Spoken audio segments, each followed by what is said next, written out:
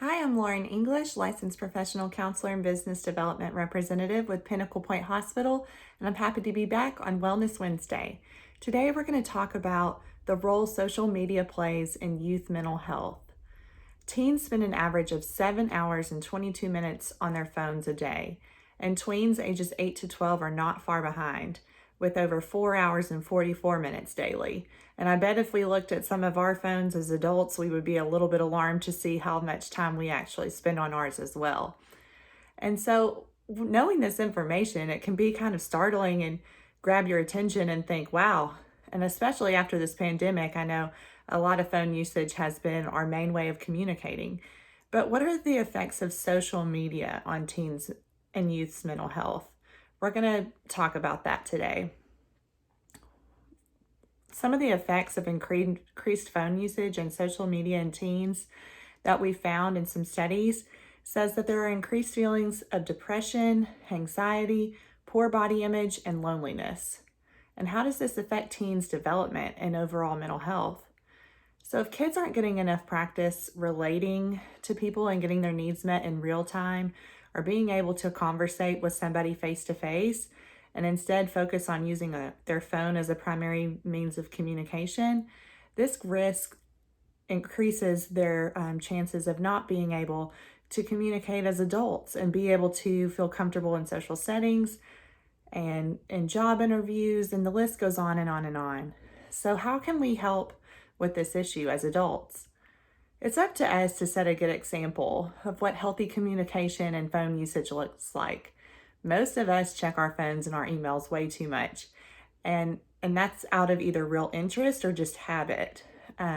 Kids should be used to seeing us in our faces when they're talking with us. A lot of times we may not even realize that we're not giving our full attention.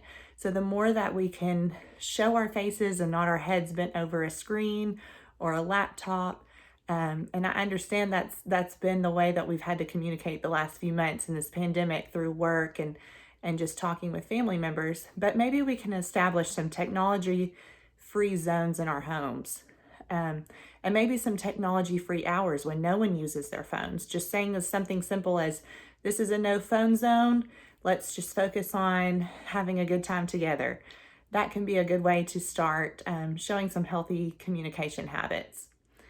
And also, we can start this at a young age. So maybe placing phones in a basket in the home when they're not being used is a good way for kids to see that we don't constantly have to have our phones with us 24/7.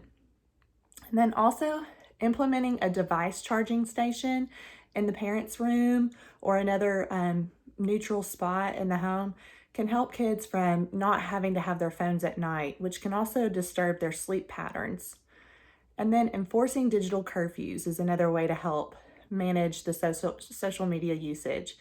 A lot of times kids can find themselves just scrolling late at night, and this affects their sleep patterns as well. So if we can have curfews with our digital usage, that's going to be really helpful. And then also, and last but not least, model healthy habits as adults. Remember that kids pick up on our cues and they watch us and they learn from us constantly. So we can all benefit from less screen time.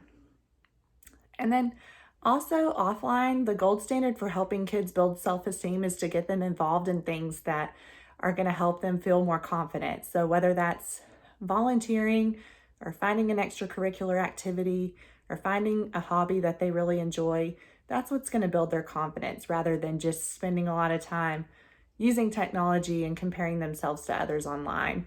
They're going to feel happier and they're going to feel like they have purpose, and that's so important for kids to feel, especially at a young age. At Pinnacle Point Hospital, we offer mental health services for kids in crisis ages 5 to 17, and you can reach us by phone for a free assessment 24/7 at 1-800-880-3322, or if it's not an immediate need and you feel like your child may need some ongoing counseling for anxiety or depression or another behavioral issue, contact us and we'll refer you to one of our outpatient clinics across the state. Thanks so much for joining me for Wellness Wednesday.